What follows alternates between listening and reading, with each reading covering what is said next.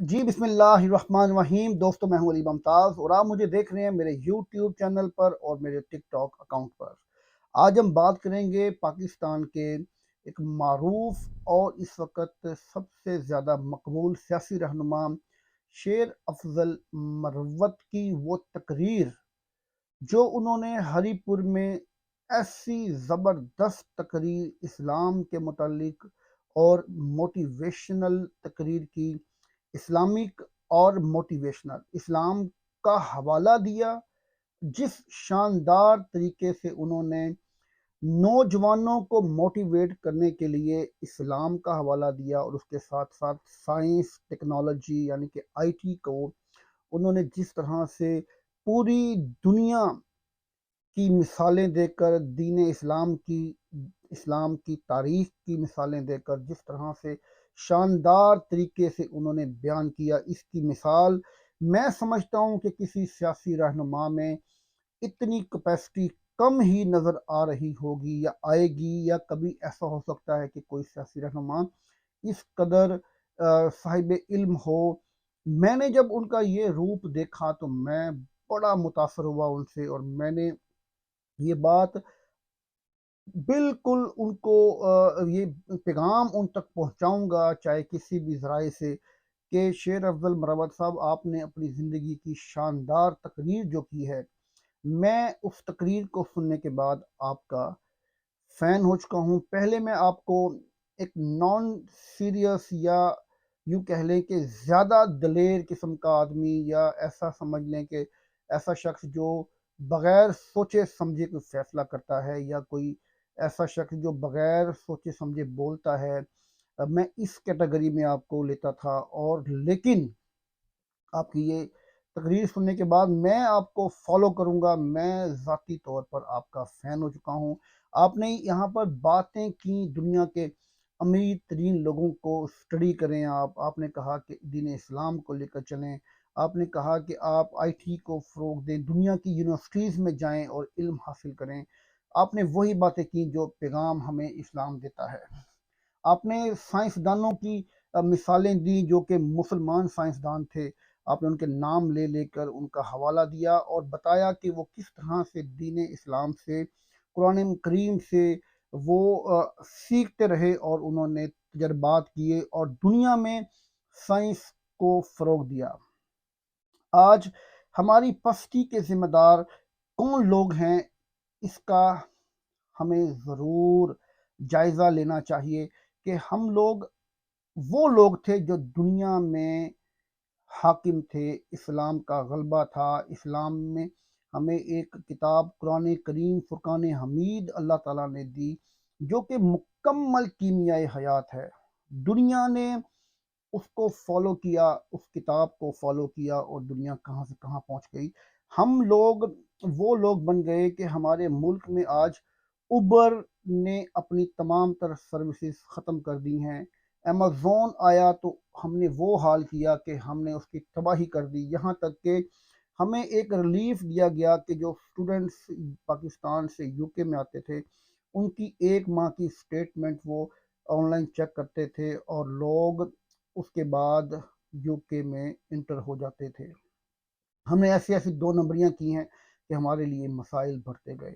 हम हर काम में दो नंबरी करते हैं, हर काम में गलत तरीके इख्तियार करते हैं, गलत तरीके इस्तेमाल करते हैं, और पाकिस्तान का नाम तो बदनाम करते ही हैं, अपना भी बेड़ा गर्क कर लेते हैं।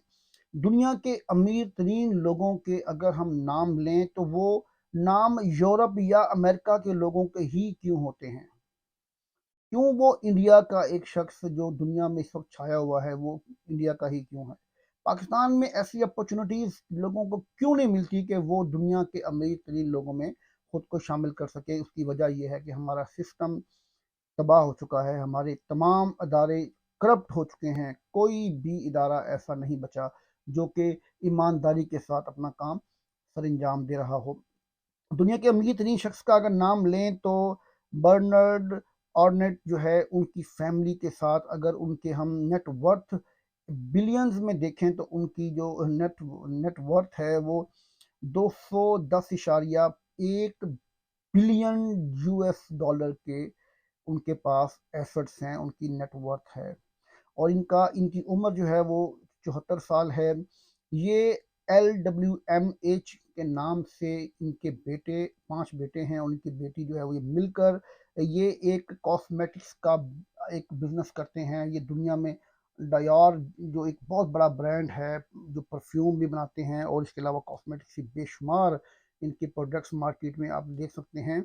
ये फ्रांस के रहने वाले हैं, और इनका पेरिस में इनकी रिहाइश है, और ये दुनिया के इस वक्त अमीर तरीन इंसान हैं।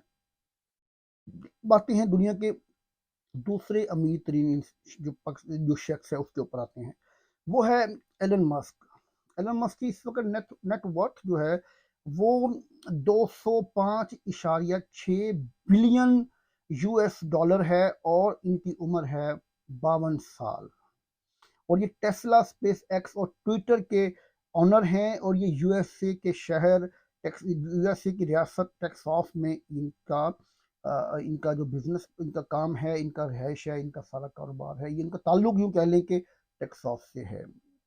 इसके बाद अगर तीसरे नंबर पर हम देखें तो जेफ बीजोस जो हैं वो 198.9 198.9 बिलियन US डॉलर की इनके पास नेटवर्थ है। नेटवर्थ के बाद ये 60 साल के जो शख्स हैं ये अमेज़न के मालिक हैं, और इनका ताल्लुक भी वाशिंगटन से है, यूएसए से है।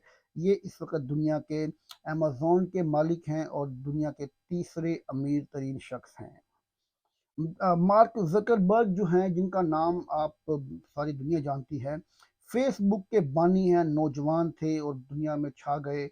इस वक्त इनके पास जो इनके एसेट्स हैं वो 152 बिलियन US डॉलर इनके पास नेटवर्थ है, और इनकी उम्र अभी सिर्फ 39 साल है, और इनका ताल्लुक कैलिफोर्निया रियासत है जो यूएसए की उससे है। अब आते हैं दुनिया के 5वें अमीर तरीन शख्स के ऊपर, तो उनका नाम है लॉरी एलिसन, जो कि 146.2 बिलियन US डॉलर की इनके पास नेट वर्थ है। इसके साथ ये दुनिया के 5वें अमीर तरीन शख्स हैं। इनकी उम्र 79 है। ये ऑर्कले इनका जो बिजनेस है, ये जो ऑनलाइन जो है ट्रेनिंग देते हैं, टीचिंग्स करते हैं, और इसके अलावा ये इनका आईटी से मुंसलिक इनका बिजनेस है। ये पूरी दुनिया में छाए हुए हैं इस वक्त। यूएसए से ताल्लुक है इनका, ये भी फ्लोरिडा से इनका ताल्लुक है, और ये इस वक्त दुनिया के 5वें अमीर तरीन शख्स हैं। आप अंदाज़ा लगा सकते हैं कि एक शख्स आईटी में आता है तो वो दुनिया का अमीर तरीन शख्स बन जाता है। बिल गेट्स हो, वो इस वक्त लॉरी एलिसन हो, वो इस वक्त आईटी का इस्तेमाल करते हुए आप देखें कि वो फेसबुक का बानी मार्क जकरबर्ग हो, वो जेफ बेजोस हो जो कि अमेज़न का मालिक है। ये भी टेक्नोलॉजी आईटी के साथ ही वाबस्ता है। इसके अलावा आप देखें कि ये टेस्ला जो गाड़ी है, इसके साथ ट्विटर का जो ऑनर है वो भी इस वक्त दुनिया का अमीर तरीन शख्स है। दूसरे नंबर पे आता है एलन मस्क, ये भी आईटी से ही अपना पैसा कमा रहा है। अगर इसी तरह से देखें ऑनलाइन बिजनेसेस, टेक्नोलॉजी के इस्तेमाल से दुनिया आज कहाँ से कहाँ पहुँच चुकी है। अरबों डॉलर्स के लोग मालिक बन चुके हैं, लेकिन हमारे मुल्क का ये हाल है कि हमारे मुल्क में ट्विटर एक्स बंद हो चुका है, बैन है, और हमारी इस्टेब्लिशमेंट ये प्लान कर रही है कि सोशल मीडिया को वैसे ही ब्लैकआउट करके ख़त्म कर दें पाकिस्तान को। वो जंगल के जो अदवार थे वहाँ पर ले जाएं। दुनिया टेक्नोलॉजी में आगे बढ़ रही है, और ये हमें रिवर्स गियर लगाकर पीछे ले जा रहे हैं।